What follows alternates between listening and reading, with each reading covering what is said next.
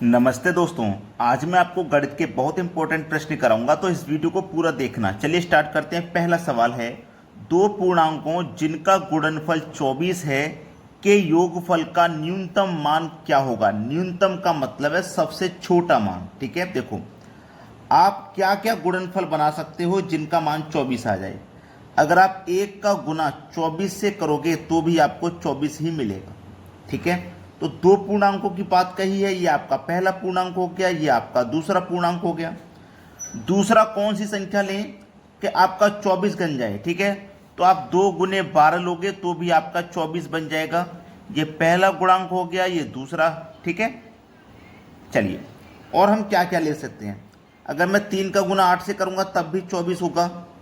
ये पहला हो गया और ये दूसरा हो गया। और मैं क्या ले सकता हूं, अगर मैं 4 का गुना 6 से करूंगा तब भी इसका मान 24 होगा। और ये आपका पहला पूर्णांक हो गया, ये आपका दूसरा पूर्णांक हो गया। बोला है सबसे छोटा मान, सबसे न्यूनतम मान क्या होगा। देखना, अगर मैं 1 और 24 को जोड़ूंगा तो ये 25 होगा।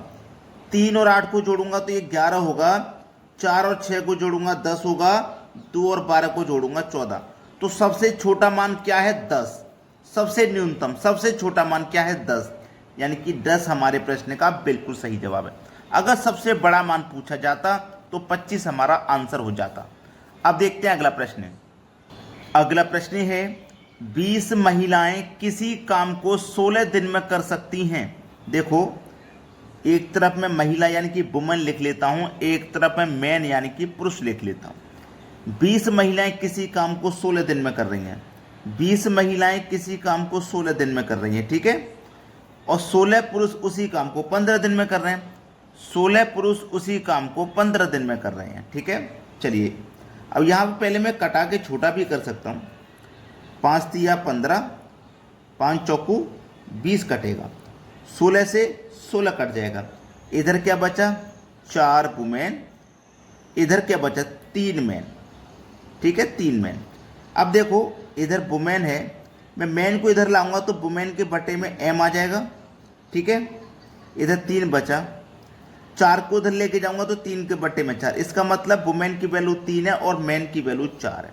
पूछा क्या है, इस पे ध्यान रखना। पुरुष एक महिला की क्षमता का अनुपात। पहले पुरुष कहा गया तो पहले पुरुष लिखना, बाद में महिला कहा गया तो बाद में वुमेन लिखना। एम की वैल्यू 4 है और वुमेन की वैल्यू 3 है, तो 4:3 होगा सही जवाब। कुछ बच्चे गलत भी कर सकते हैं, पहले महिला का अनुपात लिख सकते हैं बाद में पुरुष का अनुपात, तो ऐसी गलती मत करना। अब देखते हैं अगला सवाल। अगला सवाल है, एक राशि पर 10% प्रति वर्ष की दर से 12 महीनों का साधारण ब्याज 935 रुपये है। राशि का मान ज्ञात करें। देखो, 10% प्रति वर्ष का मतलब 1 साल। तो 1 साल में 12 महीने होते हैं, तो इन 12 महीनों के लिए 10% की दर है ना। 10% की दर है 12 महीनों के लिए। तो इन 12 महीनों में ब्याज कितना मिला है, 935। यानी कि जो 10% की वैल्यू है वो 935 है। 10% की वैल्यू। आपको राशि का मान पता करना है, मतलब 100% का मान पता करना। तो कैसे पता करेंगे, इस 935 में इस 10 से डिवाइड करेंगे और 100% का मान निकालने के लिए 100 से मल्टीप्लाई करेंगे। 1 जीरो से 1 जीरो कटेगा। 935 का गुना 10 से होगा तो केवल 1 जीरो बढ़ जाएगा 935 के आगे। ये हो जाएगा राशि का मान। ठीक है, ये दिया गया आपके पहले ऑप्शन में, सवाल का सही जवाब आ गया। अब देखते हैं अगला प्रश्न। अगला सवाल है, यदि x प्लस 1/x बराबर 2 है तो x की पावर 5 प्लस 1/x की पावर 5 का मान क्या होगा। ध्यान से समझना कि ये अलजेब्रा का प्रश्न है और यहाँ पे अगर आपको कभी भी 2 दे दिया जाए तो आपको x = 1 लेना है। कभी भी 2 मिले तो आपको x का मान 1 मान लेना है। बस 1 मान लिया, सवाल खत्म हो गया। x का मान 1 रखोगे, अब 1 की पावर कितनी भी हो उसका मान तो 1 ही रहता है। प्लस 1 बटे में x का मान 1। 1 प्लस 1 कितना आ जाएगा भैया, 2 आ जाएगा। ये आपके सवाल का है सही जवाब, डी ऑप्शन। ठीक है, चलिए अब देखते हैं अगला सवाल। अगला प्रश्न है, ए तथा बी किसी काम को 12 तथा 18 दिनों में पूरा कर सकते हैं। देखो, ए किसी काम को 12 दिन में कर सकता है तो बी उसी काम को 18 दिन में कर सकता है। काम टोटल कितना है ये नहीं पता, तो अगर हम इन दोनों का एलसीएम लेंगे तो हमें टोटल काम पता लग जाएगा। दोनों का एलसीएम आएगा 36, इसका मतलब टोटल काम आपका 36 है। 12 से 36 को कटाओ तो 3 बार में, 18 से कटाओ तो 2 बार में। इसका मतलब ये हुआ ए आपका एक दिन में 3 काम करेगा तभी तो 12 दिन में 36 काम को करेगा। बी आपका एक दिन में 2 काम करेगा तभी तो 18 दिन में 36 काम को करेगा। तो ये आपका ए का एक दिन का काम 3 है, बी का एक दिन का काम 2 है। ठीक है, चलिए बोला गया है एक कार्य को आरंभ करता है तथा उसके बाद बारी बारी से एक एक दिन कार्य करते हैं। कार्य कितने दिन में पूरा होगा? ए कार्य को आरंभ करेगा तो ए अपना एक दिन में 3 काम करेगा।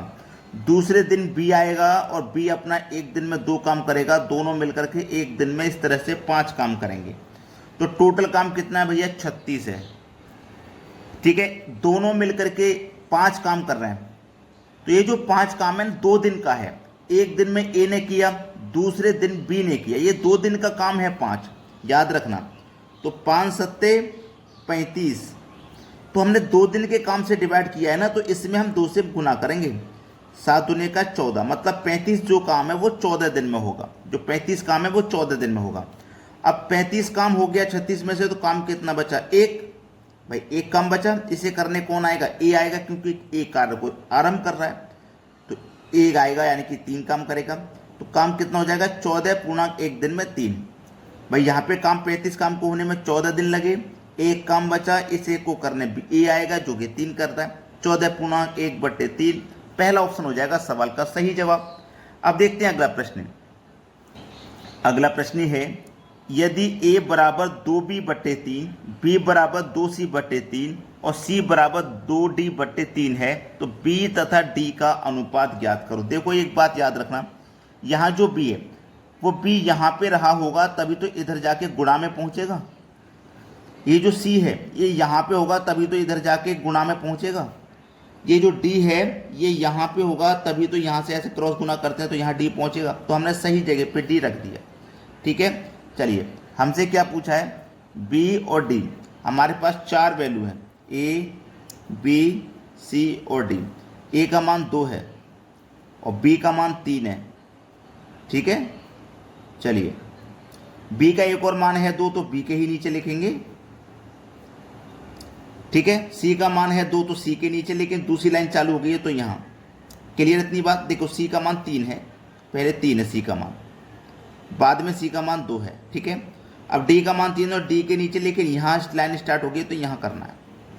ठीक है, क्लियर हुआ? अब जो जगह खाली है ना उसके बराबर वाली संख्या लिख देंगे। जैसे ये जगह खाली इसके बराबर वाली 3 रख दो, ये खाली इसके बराबर वाली 3, ये खाली इसके बराबर वाली 3 रखो, ये खाली इसके बराबर वाली 2, ये खाली इसके बराबर वाली 2, ये खाली इसके बराबर वाली 2। ठीक है, अब 2 दूने का 4 दूने का 8, 3 तिया 9 तिया 27। ठीक है, हमें क्या करना है? हमसे पूछा क्या है? b और d का मान। तो 2 दूने का 4, 4 तिया 12, 2 तिया 6, 6 तिया 18। हमसे b और d का पूछा तो b और d का निकाल लेते हैं। b और d, b का कितना है? 12 और d का कितना है? 27। ये देखो कट सकते हैं किससे? 3 से। 3 चौके 12, 3 नीम 27। तो 4:9 हो जाएगा सही जवाब। 4:9 का मतलब 4/9 लिख सकते हैं। ये बिल्कुल सही जवाब है। ठीक है दोस्तों, वीडियो पसंद आया वीडियो को लाइक करें और दोस्तों में शेयर करें। वीडियो देखने के लिए बहुत बहुत धन्यवाद।